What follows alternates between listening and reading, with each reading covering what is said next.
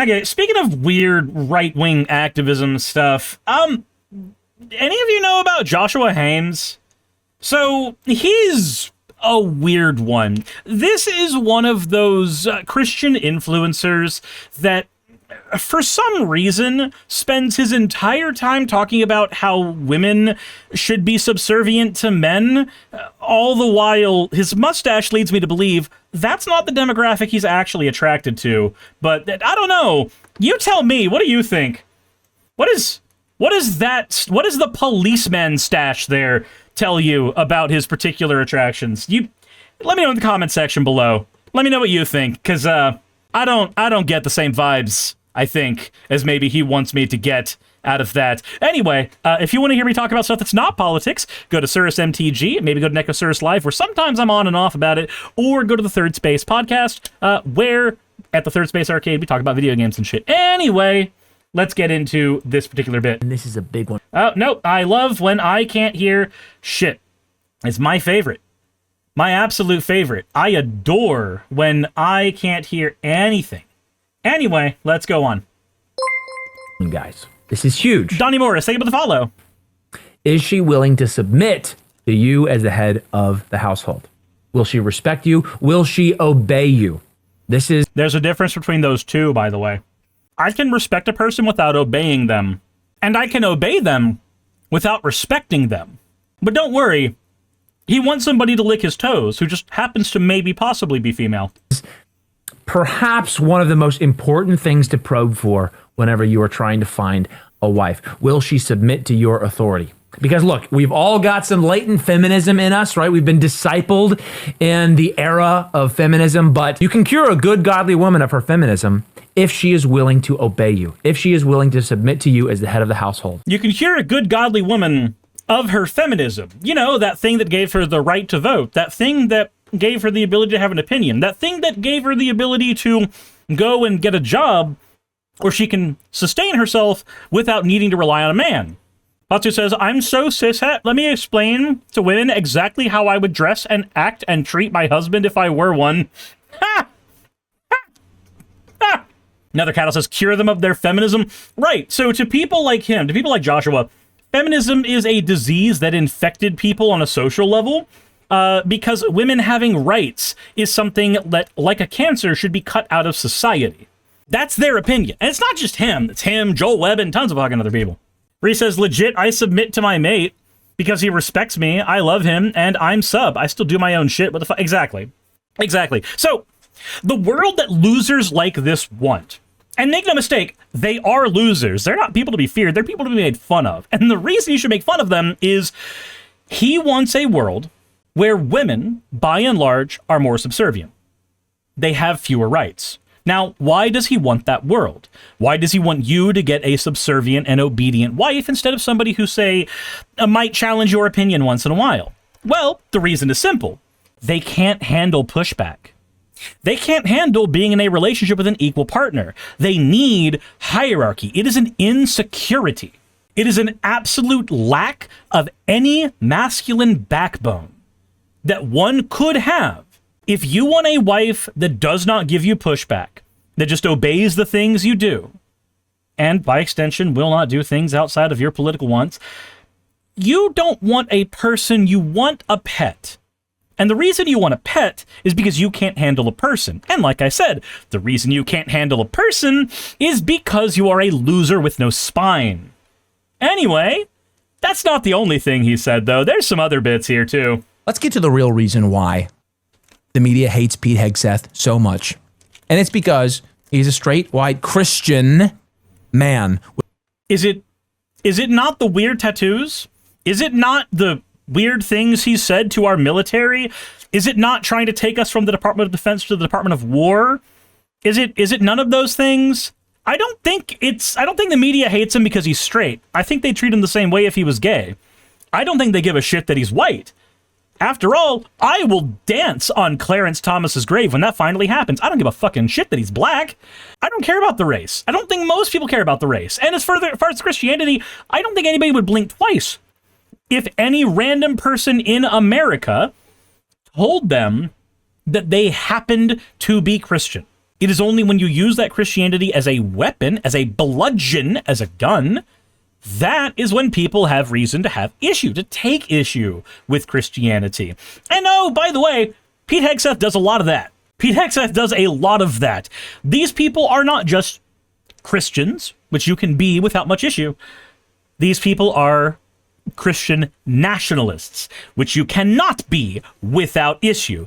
A Christian nationalist definitionally is going to be a theocratic authoritarian. And that kind of person is always going to be an issue in any society that wants to be secular and civilized, or even pluralistic and civilized. I'm gonna be honest, I generally see the two as very similar, but I know there are differences between the two. Anyway, what else does the loser with the mustache have to say? With a beautiful family. This is why. This is exactly why. This is why Democrats hate Pete Hegseth. Because he's like a normal guy. He's a straight white Christian male, and they can't stand that. That is the hegemonic power structure that they are seeking to destabilize and destroy, and so that they can usher in. God, he sounds so fucking fake. He sounds so weird and fake here. What the hell? So the photo does look a little cultish. Again, the issue is not that he's Christian, but based on that photo, I'm going to make an observation, and I'm going to Google if I'm correct. But I think he might be quiverful. Let's see. Let's see here. Just real quick, for funsies. Defense Secretary Pete Hegseth's conservative evangelical religious beliefs drew attention. He's a member of the Communion of Reformed Evangelical Churches. Okay. The CREC calls for implementation of biblical law and a theocratic state, structured on Christian patriarchy. That's not what I was hoping to find.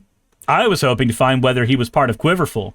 But what I found was exactly what I also would have expected, given who we're talking about. Again, my guy, the issue is not that he's Christian, it's what he does with that Christianity. And if you can't get that, or rather, if you blatantly ignore that and decide to be an idiot loser about it, then all I have to say is you miss every forest simply because you can't do anything but look at fucking trees. Dragonic says, no, I don't like him because he's an incompetent drunk and a Christian nationalist. Those two, those as well, said, isn't he a Seven Mountain Dominionist? Well, so CREC, I believe, is part of the Seven Mountains mandate. Anybody who wants the Christian theocratic state, generally speaking, is going to be one of the Seven Mountains loonies. Now, why would he defend Pete Hegseth as hard as he does, aside from the fact that they're on the same political side? Well, he's also associated with Pete Hegseth's church, and he actually has an interview with Pete Hegseth's pastor. Now, I believe that we talked about this when it happened, but, you know, for those of you who might need a refresher, let's go ahead and take a charitable read on what we're seeing here. Public enemies, these are the orcs at the gate. You are not called to love the barbarian horde that is planning to break into your city and, you know, pillage, Talking about Mexicans, by the way. plunder, rape, and mutilate you and your people. Right. You don't love that horde. That is your enemy, and you pray. This is where you have imprecatory psalms. This is where you pray strongly. The psalmist is not shy. God, destroy them. Make them as dung on the ground. Yeah. Kill all the Mexicans. Yeah. Why? Why would I want that? Why is that a thing that I would give a shit about? Why should I want to kill my fellow human being? By what reason would I like that? Why would I want that at all, my guy? Right. So, but Madison and I were talking about that, and so I say, even in the debate, I think you might have seen it, but that I had on campus the other day, I pray that God kills him. Ultimately, that means killing his heart and raising him up to new life in Christ. That's the first thing. Okay. So, who's he talking about? Who is he talking about? Well, he's talking about James Tallarico here. That's the person who he is arguing should die. Now, what he's doing here as well is playing defense. He's playing defense, trying to say, oh, no. When I argued that God should kill him, right after arguing that God should kill all of my enemies and make them like dumb. No. Uniquely, when I'm talking about the politician who might be able to do something about me, I'm only talking about God changing his heart. We have so many ways We have so many methods of telling people that they should change their opinions, change their hearts, change how they're operating. We have so many ways to do this. There is no world in which we need to use the language, kill him. If I said today, I am praying that God smites and kills a particular member of the United States politician circuit, there's one of them that if I were to say that about, the government would rightfully intervene and maybe call what I am doing with my words a bit illegal, a bit... Well, we've had a lot of assassination attempts on him at this point, but you know what I mean. But don't worry, my guy, uniquely, when it's about James Tallarico, when you say I pray God kills him, you mean killing his heart. But when God's killing the Mexicans, you want them all fucking dead, even though you use the same language for both. We want him crucified with Christ. That's it. We want him crucified with Christ. No. Crucifixion is not flowery language, dumbass. Crucifixion is a method of torturing somebody till they die, where you use either ropes or nails to hang them on a chunk of wood, and eventually their body is unable to allow them to breathe. It is a form of tortuous suffocation that also involves many splinters going into the back and blood being let throughout the entire fucking ordeal for an audience of many as a way to stop them from engaging in crimes in the future.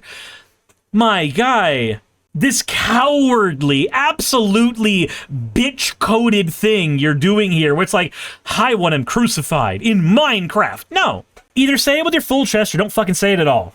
Recognize that what you're doing is a Fed post and either lean into it and actually accept that you're doing it, or don't fucking say it in the first place. But this halfway thing where you're like, nah, I get to say it with a smile and a nod, nah. Nah, don't. I don't want anybody in the United States to die. There are certainly people who I will celebrate when it happens, but I do not want anybody in the United States to be killed. I believe every one of us should have a right to, at the very least, our own lives, though there's plenty of other rights I believe that we should have access to as well. That said, I can say that with my full chest without any issue whatsoever, because guess what? That's a normal person opinion.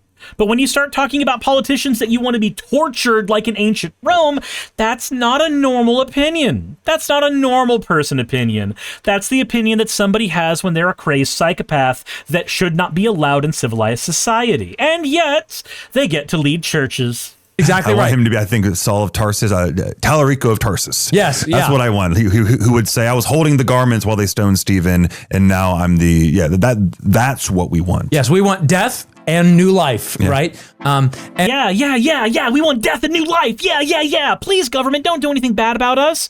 Please don't say that we're trying to incite violence. No. We want death and rebirth, not to kill people, despite the language we're using. We want all the Mexicans to die and be made as dung on the ground. But, you know, because I'm saying it about a politician, I'm not really meaning it that way. Nah, it's a big joke. No. I'm not meaning it that way at all. No. What a loser. This is the kind of Mott and Bailey walking back of an otherwise strong position that you might have, or at least a heartfelt position. That is the absolute reason why you do not want to be in a relationship with a woman who is allowed to have an opinion, because she might have an opinion about, I don't know, the people you want to kill. That's, you know, one of those things. Anyway, let's continue. The left just declared war. Did we? When? When did we declare war? Right? And we've got to do something about it. We've got to do something about it. And my suggestion is that we completely... Nyara, thank you so much for the raid. I'm sorry that we're listening to a nationalist talk about how many people he wants to kill. Anyway, hi guys. outcast anyone who has those views, who behaves like that. Oh, we should outcast anybody who has views. What kind of views? Are they views about killing somebody that you hold dear? Because, like, I feel like maybe you argued the same thing in that other clip. That's so weird. Treat them like we treat the KKK, because that's what they are. That's what they are. Evil, hateful. Wait, treat them like they treat the KKK? My guy, I don't want to be sitting at brunch with you. I don't. Demons. And we can't have a country with evil, hateful demons. We just can't. We just can't. So, yes, we love our enemies. We pray for them. but we've got to take action. We've got to take action. Right. So, what was this in response to? Just take a guess. Take a guess at who he's so angry that in his mind the left attacked. Who's he talking about? Right there. What if I told you that he was talking about Charlie Kirk? That whole video is him getting mad that Charlie Kirk was shot. So let me get this straight. You can go and wax lyrical with Pete Hegseth's pastor about how much you want God to kill James Tallarico for you, and you have the opinion at the same time that people who have opinions like that should be outcast from society, as evidenced by when you were freaking out about Charlie Kirk dying. That's weird. That's weird. Jessica, we are Charlie Kirk. We carry the flame. I think it's really funny that in one breath you can go like, nah, God, kill him. Oh no, the left killed the guy I really like. Oh no, please, we gotta outcast them. We gotta stop this. We gotta take action against them. My guy, you are part of the problem. In every conceivable way. You are part, if not mentality-wise, the entire problem. And you can't see it. Or you refuse to see it. One of the two. One of the two. It is one or both.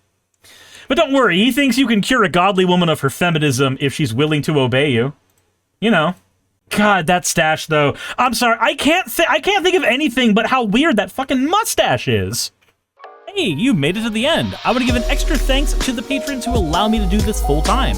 I want to thank Aaron Rail, Astral, Blitzkrieg, Jemshin, Poundini, Red Joker, Victoria, Jonas, Craig, Tarika, Fireshard, Smiling GM, John, Dren Hadamada, Creeper, Sagitta, you know I'm not saying that last part, Sylvie Snow, Valis of Seraph, Ottoman Angel, Rooster Rachel, and Fire Panda, who are all my $20 and up patrons.